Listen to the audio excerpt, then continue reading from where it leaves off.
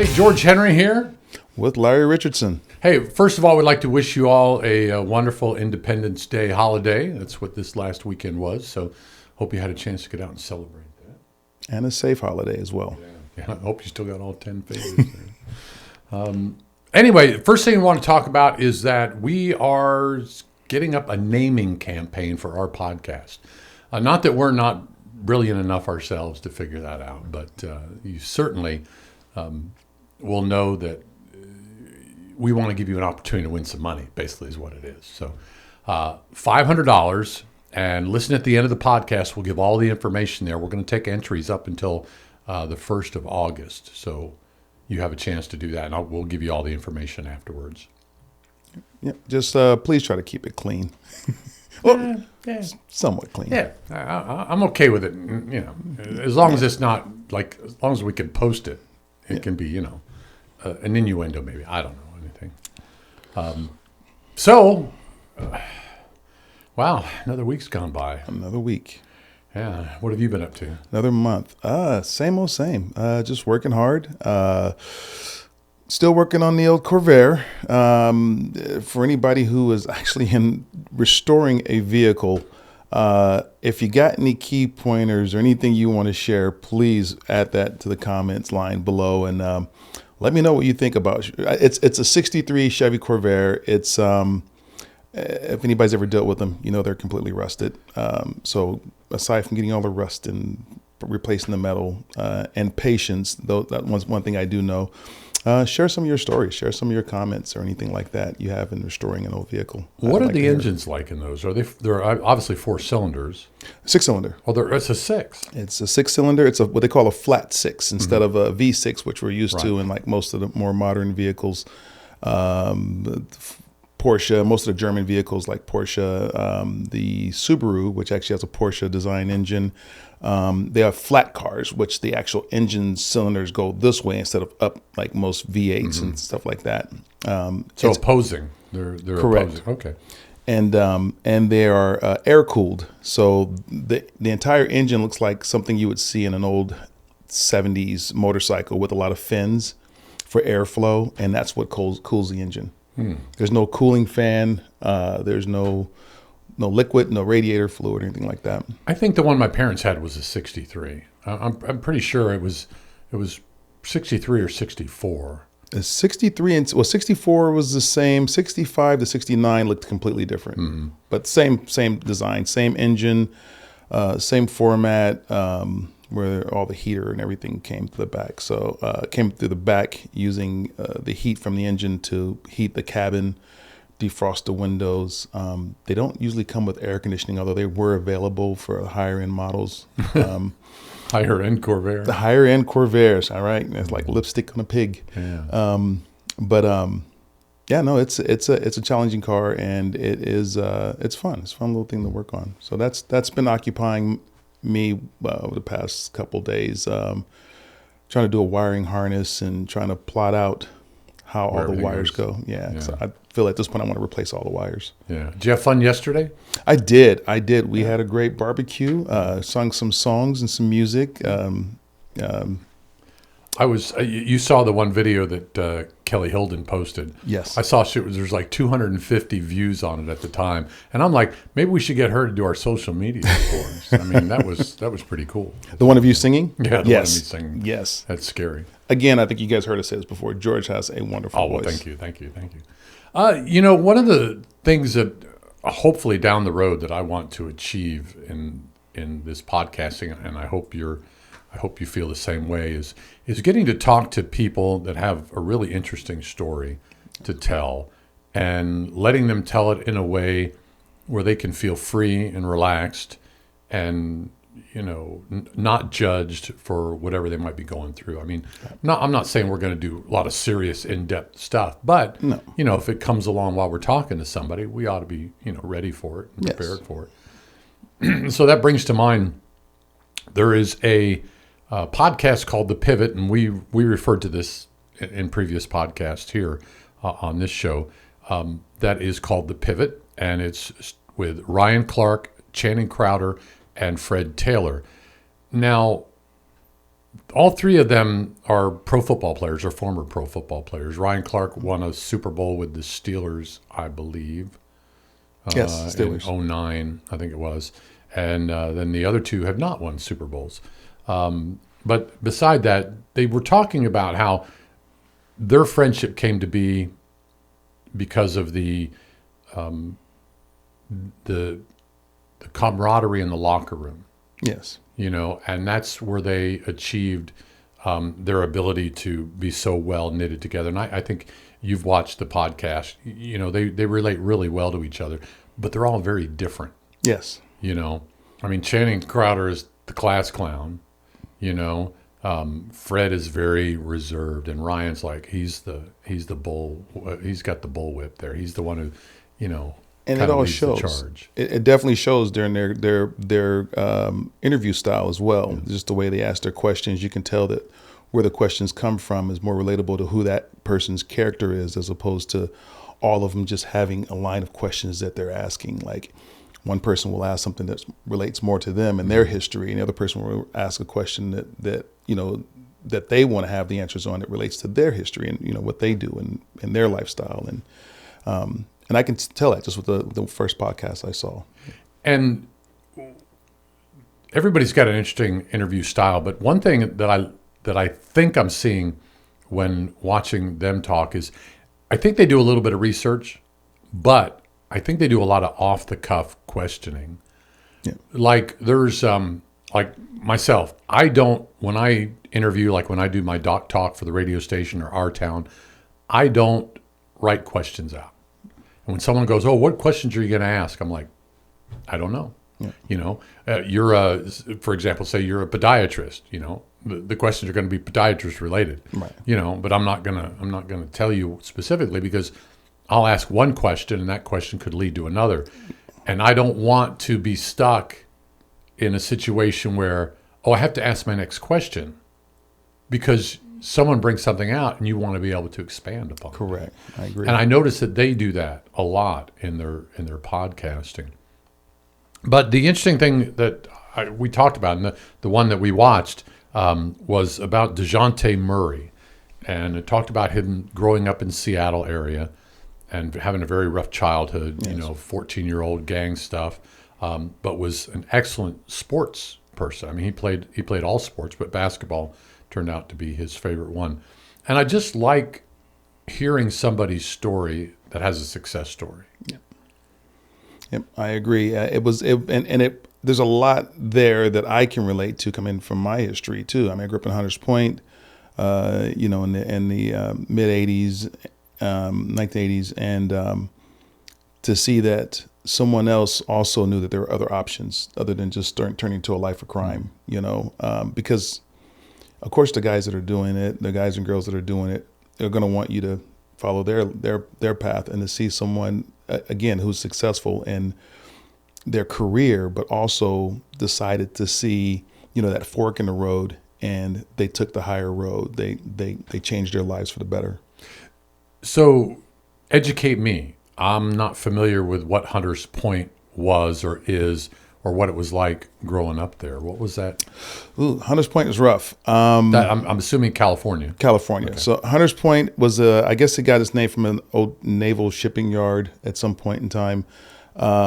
It became one of many projects in that area. You had Hunters Point. You had, I don't know if it had a specific name, but we had what we call Rosalie. We had West Point, and Double Rock, which was over by the Candlestick Park area.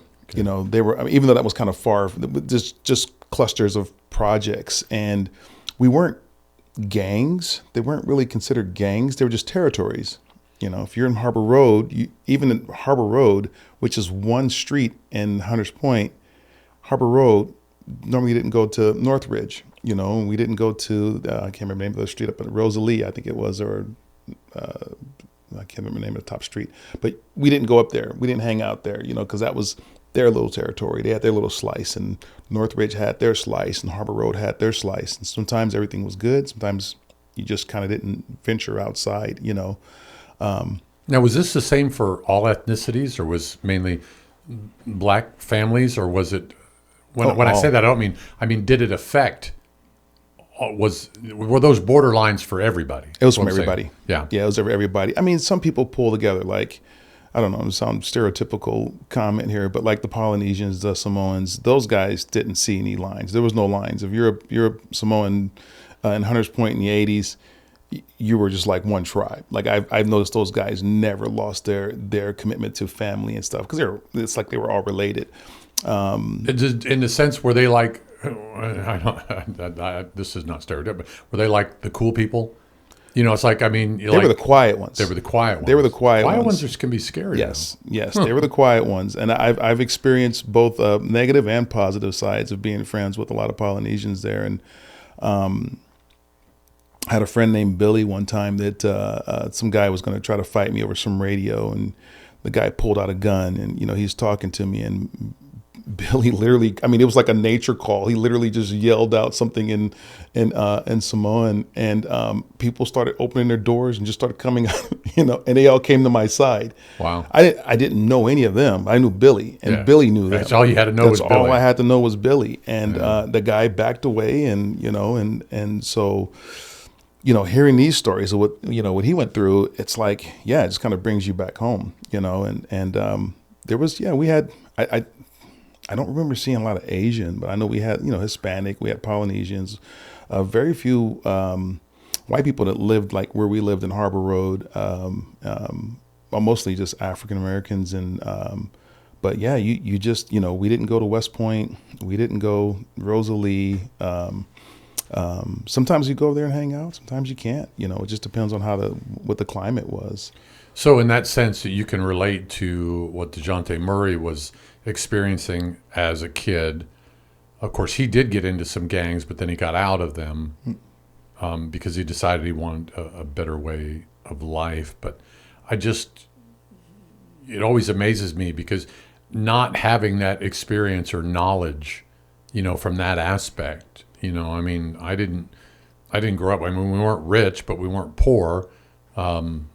I never knew that, we didn't have money, but my parents tell me there's a lot of times we didn't have money, but Yeah, they never told the kids that. No. They didn't want the kids to have to experience that. that's good parenting. Yeah. And I just, getting more into this, and I'm gonna ask you some questions here. Okay. There is the sense that when you see people that are experiencing negative things in their life consistently, they usually have a negative attitude of some sort to that. Can you relate to that? I mean, it seems like people with that look at life through a positive lens don't seem to have all the bad crap happen to them. Now, I'm not saying we don't have any bad crap, but Oh yeah, yeah. I'm on the fence with that one, only just because, like I said, growing up where I grew up, right? I mean, I've seen people get shot. I've seen lots of stuff. It was like Beirut, for a 5-year-old growing up in Harbor Road. We've had our festive times. We'd get together and just have like a little barbecue at the basketball court. You go out there and it was like cheers someday. Everybody knows your name. You're waving at everybody. Other nights you're hunkered down because you're hearing drive-bys, up on Harbor Road. But I don't necessarily think that I had a positive or negative. It was, as a child, it was just life. I didn't know other people who were successful. I didn't know people who were, even then at that time, I didn't know anybody living on the streets. So I didn't know anybody who took the high road, low road. I didn't have anything to compare to what I lived, because everybody was on Harbor Road, was there with us. They were going through the same thing. Some guys sold drugs and they had fancy cars. I had a bucket. A bucket is just a piece of junk car. Yeah. POS. Yeah. But I think the positive side of life just becomes with maturity. I think just seeing that when I can reflect back and see what I could have been, yes, then I feel like, yeah, I can see the positivity in life because I could have been that other side. Well, and it seems like some people, and I'm one of those people, when something bad happens, you just kind of let it roll off. You don't let it stick into your consciousness and go, and affect you in a negative way. Not that you don't see negative things. I mean, heck, I watched a girl jump off a 31 floor building, and while it was tragic, I mean, I didn't want that to be like mind numbing for me. You had to let that go. But when I think about like the situation you're talking about, I remember watching an interview with Suzanne Summers. Do you remember? She was from Three's She was Company. talking about growing up in an alcoholic family and the way her dad treated her and the way her dad treated her mom. And she thought that's the way every family was. Exactly. And so without having any other frame of reference, and then you get up when you get into life and you haven't had any other frame of reference, then you choose to be around people that are like that, and you bring that into your own existence because you think that's the way it's supposed to be. Right. So that you live what you know. Yep. Yeah. No, I agree. And yeah, to expand on that, the answer to your last question was, yeah, if you are in that state of mind, like where I grew up, if I kept that as the social norm, I can see myself relating to people who were more like that, like-minded, right? As opposed to just meeting different people from different walks of life. And I think that's part of the thing that kind of got me out of that mindset was, expanding my horizons and meeting different people from different walks of life. Now, even though we're doing this, you and I are still pretty much getting to know each other, Yep. Down in the core there. I feel like we have a lot of similar likes and dislikes, from basically what we've talked about. We don't have the same upbringing, obviously, but we enjoy a lot of the same things. We enjoy a lot of the same kind of movies, and we enjoy cars, enjoy motorcycles and things like that. So, I mean, a good just stogie. And a stogie. Yeah, we like a good stogie. I had a couple of them yesterday. We might have another one after this. I don't know. Now now I'm thinking about a stogie. What's going on here? But I think that what's cool is we want to bring other people onto the podcast, but I'm still enjoying getting to know you, getting to know who you are. You've a wonderful lady in your life. Susie is a wonderful lady, and Deb's in my life, and it seems like we get along pretty well. Everybody does. So, I mean, we do. We actually do. Yeah, I really look forward to just developing this into something that people are going to want to go, hey, I relate to these guys, I want to hear more from them. So I'm hoping you feel the same way. I do, as well as some of the people in our lives that we are friends. I've only lived in this town for 3 years. Got to meet a lot of great people, George and George's friends, and sometimes you'll hear a few things that someone would mention something about. Like yesterday, we were talking to, our good friend Jack, and he mentioned a couple of things, and I was all ears. I want to know more about like his past and things that he's done, and.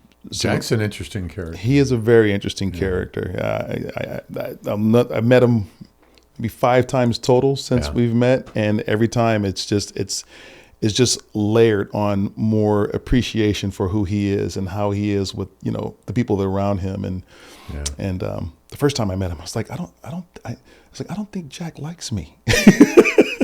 Well, Jack likes to talk politics a lot. Yes. And I just kind of like, okay, whatever. I just listen. It's taboo. Yeah. I just listen to him. I don't get involved in all that. I take that back. I might play the devil's advocate and just go totally against what he's saying just to see how he reacts. Because he can Poking the bear. He can get really heated up, if you're not in agreement with him or if you don't see things the way he sees them. I can see that. in him.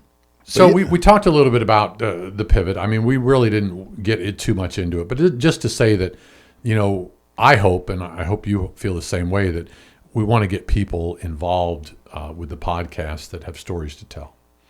And that might even be you out there that's watching that. Really interesting. There's a gentleman in our community that sits on the corner of 101 and McDonald's. Yeah. Have you seen him? No. He's right there on the entrance to City Light Cinemas. Yeah, I know. Okay. He sits there. He's been there for whatever. Yeah. Yes. And I want to go up and talk to him. I want to go and but you don't know if there's a mental health issue or something like that. It may be dangerous to do that. But I really want to just go take a tape recorder in there and say, hey, tell me what's going on. Yeah. And Deb's a real proponent. Deb's been telling me, she goes, you need to go interview homeless people. Now, is this the guy with the dogs? No dogs. Okay, because there's a guy in there with a dog.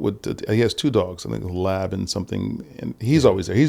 I've talked to him a few times. This guy is, if not at 101 and 21st, and for the those of you don't know where that is if you don't live here. So, but it's right there between Starbucks and McDonald's. Yeah. He's right on that corner there, and he sits there all day long. Since he's been there, I've never not seen him there. I've seen him. I don't know why. I just never really noticed much about him. But I know who you're talking about, though. But I mean, that's kind of what I'm really interested in finding out. How people tick. Yeah, him and the other guy. I think the guy you're talking about is the guy with the signs. No, I've never seen him with a sign. So right in front of where the True Value is, over by the Dollar Tree, and where the little bench is. Yeah, there's a guy I noticed before we even moved He's not to town. homeless. No, he's not homeless. No, he's got a home for sure. But before we moved to the town, I see this guy, and I kind of laughed because the last time I saw him, it was cold, and he's all bundled up, and he reminds me of that Bernie Sanders meme where he's sitting there and he's all bundled, and they were putting him on everything. Yeah. He reminded me of that because he's sitting out there holding a sign that says "Racism is wrong." Mm-hmm. And that caught my eye the very first time first time I saw him driving into town. So before moving there, and then when moving here, I haven't seen him lately, but he's there every now and then. Like they've been doing a lot of protesting on the corner, so I think he's kind of moved way. But he's actually with that group that does a lot of the protesting. So, is he? Yeah. But yeah, I've seen him that too, and I really admire him for that. But then at the same time, I'm like, is he accomplishing a goal? Is he actually accomplishing a goal? I mean, yes, it's a nice reminder. Yeah.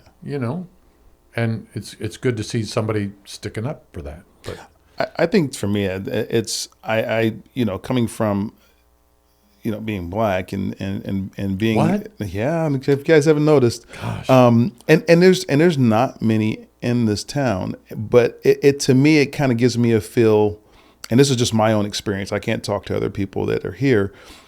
It kind of gives me a feeling that maybe he has touched a few other people, because me being in this town and meeting people, I have people come up to me and they immediately want to spark up a conversation. And for someone coming from my background and where I grew up, sometimes I have to ask myself, do they feel obligated to do this, or are they just really interested?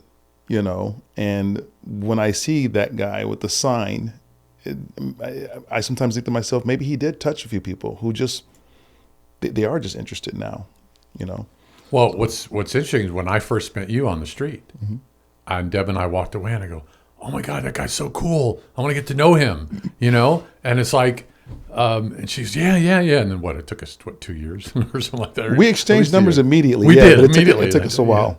Yeah. But it's like, I mean, you had a life, I had a life, but I'm glad it worked out. I am too. Yeah, so we met during Roadie days, and you were pretty busy because running the radio, and you have a lot of. And I was volunteering for the Rods and Roadies crew there, and we were doing that. So yeah, I was like, but at the same time, I was like, Deb and I are always looking for friends. We're always looking for people we can hang out with, and. We don't always get to do it because she works full time, I work full time. It's not like some of these retired folks around here. Yeah. It's like, give me a break. Give me a break. Oh, we're going to go golfing today. Yeah, thanks a lot, buddy. Yeah. What time? About noon. Yeah. No, and we didn't touch on this. So going back to yesterday, George put on a feast. I mean, if you've not seen the pictures, or if you've not seen the food that he cooked, it was delicious. It was I tried to nurse those ribs when I got home because I didn't get a chance to eat while we were here. And you had just eaten, hadn't you? I had just ate, yeah. But when I got home, it became a ravenous situation. I don't think I braved to eating those. Those are delicious. The food was just, I mean, a great huge spread. Standing room only as far as parking goes. And I walked through the crowd and introduced myself to everybody that was here. I don't remember half of their names. I remember 3/4 of their names, but just the greatest people. I mean, you can see genuine,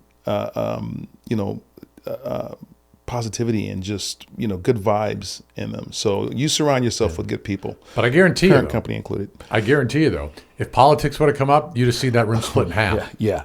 That's right. Because we got friends on all sides, man. We got friends on all sides, and that's one of the things I like. I'm one of those people like we can talk. Yeah. There's nothing that's happening out there that we can't talk about. Yeah. Yeah.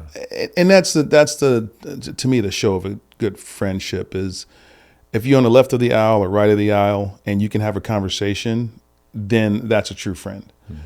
Some people, we might even have a fourth one coming up here pretty soon if Elon gets his way with the America Party? I think he could get deported. He could. He could. He keeps he it wasn't up. born here. He keeps it up. He might. But it's you should be able to have conversations with your friends and not have it change your friendship. Because if it does, where was the friendship to begin with?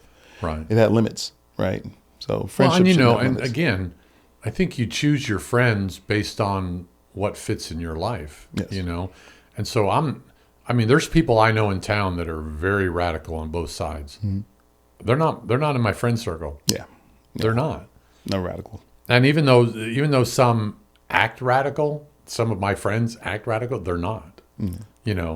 And we're talking about that's one we were just talking about earlier. Yeah. He's not as No, you can tell he's not. Yeah, he's not. But anyway. But yeah, and kind of going back to the pivot thing. We would like to definitely get someone that, like you said, to have a story to share, mm-hmm. and I think, especially your questioning style, because you obviously have a lot more experience on it. I have a lot more, probably experience oversharing my stories, but I think between the two of us, an interview would definitely flow more natural than it would, staged and rigid. Well, and the one thing about you is I'm not comparing you to Channing Crowder because he's a bit of a buffoon not in a bad way. I don't mean that in a bad way. He's also rich. He's a joker. He's a joker. But in the sense that when you can relate to somebody's story with an anecdote from your life, then it allows that person to open up more. Yes. So whether you have the exact question you want to ask at that time, you're still opening that person up to answering things and talking about themselves. Yeah, and you find that so like with travel. I may not be thinking about Notre Dame, and then someone mentions the situation that happened to them, and then I'm all of a sudden now I want to share, like you said, to share my story and what happened to me, and then that'll just naturally flow into a full-on conversation. Now we're talking about some other country and some other situation, and we'd love to hear from you and love to hear your stories and hopefully build from there.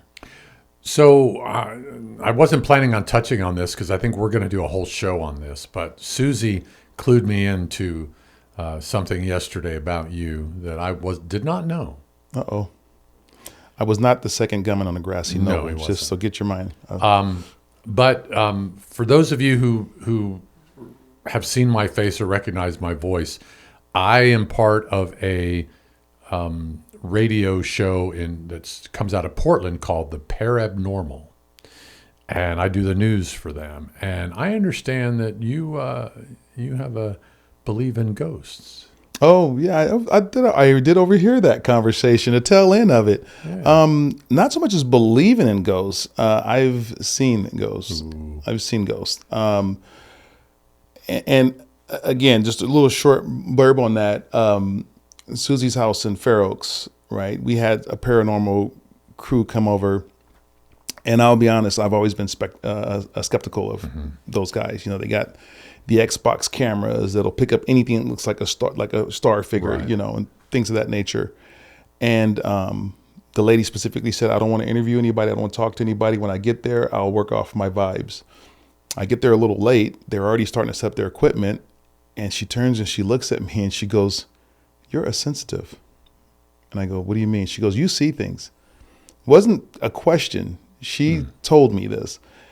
And I know, growing up, I know what I've seen, and then we let them go ahead and start their thing. And she pointed out this area in the house where I've seen physical apparitions, to the point to where I almost out the corner of my eyes, I got ready to start talking to them. And she stood there and she goes, "There's a lot of energy right here." She goes, "There's something that moves through here and it goes outside and it goes around this tree for some reason." And if I had more hair, it stood up on the back of my neck. But what I did have literally stood up on the back of my neck. But yeah, I've got stories. I've got stories. Well, I tell you what, I haven't talked to him yet, but Jeremy Scott is the host of this.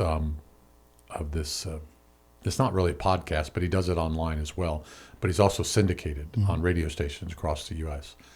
We could get him on here to talk about some of the things that he's seen or heard or had talked to people about. It'd be a good good person to have on the show. Because I'm curious, because I have only had one instance where I had the crap scared out of me. And it was a lucid dream I was having when I lived in Nashville. And I woke up in the bed, but I couldn't move. My eyes were open. I could see things going on. And there was this, I don't know if it was a demon or whatever, going around my side of the bed to the tail of the bed and around. And he was coming around to the other side of the bed. And I could not move. I swear, I don't know if it was real or if it was still part of the dream, but I knew when I woke up, I was in the same room, in the same position, looking at the same thing. So I was seeing something in there. See, again, and I can't tell. I mean, like I said, I don't know what it was. I didn't have anybody come to the house and see if there's any weird energy in there, but I mean, it kind of makes you wonder. And I've shared almost verbatim the exact same story. I lived in Redwood City, was with my ex-wife and laying in the room, and I was laying on my back, which I usually don't do. And I was told that this was sleep paralysis, someone had said, and I'm like, no, and even at that time I had researched. A lot of people have the exact same, and you've experienced it. Mine was slightly different. It was a humming noise. And it was a slight out-of-body experience of me, whatever was humming, it wasn't at like human height level, maybe like a 4-year-old height. And I can see it coming through my living room, around a little corner to the door where the bedroom was, and right to my feet. And I'm watching myself through this, whatever this was. And the same thing, humming noise. And as it started coming over my body, I started trying to scream, and it was... and I couldn't get it out. Yeah. And when I finally did scream, it was kind of like, and I finally got it out, and I woke up my ex-wife, and she turned around, she looked at me, and she's like, "What's going on?" And I looked around the house and tried to see what it was. But the same thing, couldn't move, completely locked down. But whatever it was showed me that it was in there and examining me of some sort. It's funny. And I said that was the only time it ever happened to me. It was the only time it ever happened to me that I saw an apparition or what could have been a demon or a ghost in there. But just the other night, that same paralysis happened to me, and I could swear that I was awake in bed and something was going on. And then I said no, so I was in a dream, and then I woke up out of the first dream into the second dream, and then the second dream into fully awake, and there was no change. And all of a sudden, I was just aware that I was awake. Yeah. I was like, that's kind of freaky. It is for those who've never experienced it, it's kind of hard to explain, but also easy to explain. You're not awake. You're completely aware of your surroundings. You can't move, and something's going on, be it something walking around you or something hovering over you. Hearing things. I mean, all that stuff is a part of it. And I think that's why a lot of people say, "Oh, it's just a sleep paralysis. That's normal." And it's like, well, why is that other thing there? Yeah. I can understand not being able to move, but why is everything? Yeah. Why is something creepy happening at the same time? Yeah. Who's walking around my bed while I'm having this sleep paralysis, right? So, we talked at the beginning about doing a contest for naming of the podcast, because right now we're on my YouTube channel at George Henry Radio. but we want to get our own little thing going here so that we can get people to go to that, which would be separate, so that it's more cohesive with what both of us do. But I was wondering, had you? I know I joked the other day about a name for it, but it wouldn't have been appropriate whatsoever. But I was thinking, and I shouldn't share this because you can't use this one if I share it with you. No. I was thinking 2 guys, 1 brain. Not because we each have half a brain, but because we have so many things in common. Yeah. So that's where that came from. Oh no, I got the vibe on that immediately. Okay. And I also visually in my head the Steve Martin, the man with 2 brains, but both of our heads opened like Steve Martin's, but just 1 brain sitting between the 2. Sharing a brain. Sharing a brain. Yeah, no, that is hilarious, I think. But I certainly we don't want to. I mean, I'm sure that one of you can be more creative than that. Yes. And again, after the podcast is over, I'll have a brief announcement, tell you how to get registered for that, how you can put you can put in as many entries as you want, and then Larry and I are going to pick a winner sometime in the first part of August. Yeah. So get those neurons fired up. The internet can be a cruel place, but it's also the most funniest place in the universe. Yes, it is. So, and that's another thing too. If you think you have a name for it, make sure you Google it, because if it's used by somebody else, we can't use it, because we're going to want to probably put a website in place for it, and all that stuff, all the social media for that. So that's important. and merch, because everybody likes hats Yeah, and shirts. yeah. Merch. Merch. I like coffee cups. Yes. I'm a big coffee Yes. cup. In fact, we have too many coffee cups. Yeah, I do. We do too. I have to admit, every time I get one, I just try to think of like, what do I put it so it doesn't get thrown away or end up in a garage sale, because they're all my favorite. I know. Every single one. I have a big Chewbacca coffee cup. Oh man, what is that? Too. We have for the company we work for, they had tons of these swag cups, boasting both names of the company at the time, RX Options and Envision RX, which I don't know if I can say. We might have to edit those out, but they don't exist anymore. So Well, then don't worry about yeah, I it. think we're fine. But we drink out of those coffee cups from time to time, only because it holds the appropriate amount of coffee that's dispensed from our coffee machine. So the other ones, if it's too low, then you're just wasting space. Yeah. If it's too small, then it overflows. So these cups just happen to be perfect. For So them. do you brew a K cup? Is that what you do? No, we you- actually have it's a Like an espresso maker? It's an espresso maker. So it actually froths the milk, puts the milk in first, then it does the espresso, and then it also froths milk on top of that. And then it comes again and it leaves a little, that's not like an actual design, but you can see where the coffee comes through the cream. I mean, I don't care if you mention the brand name or not, but what's the brand name? Good question. I think it's actually called espresso. It's we literally got it on a whim. We're at Walmart and the clearance aisle, and we're walking through there and stuff because the grandkids are getting ready to come up, and we were trying to see if we can find some toys or something for them. Yeah. And So you said you bought an espresso so we end up machine. with espresso machines. Poor kids, because they didn't get anything from that Walmart. They got great grandparents, but it was $20. And then you see what it cost before. It was like $160 something. So we're thinking either it's really, really bad or just nobody knew anything about it.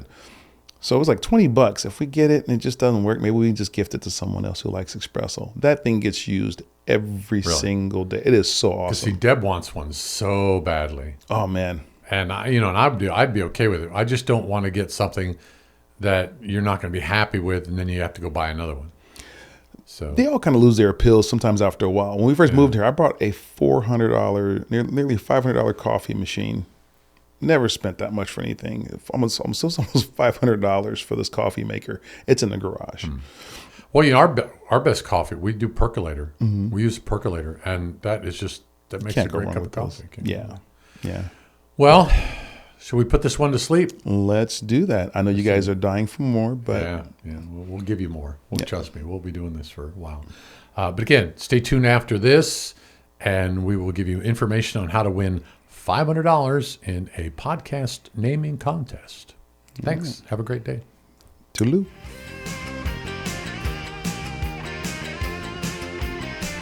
Hey, thanks for watching. And as you can see, we don't have a legitimate name for this podcast yet, but we're working on it, and we'd like your help.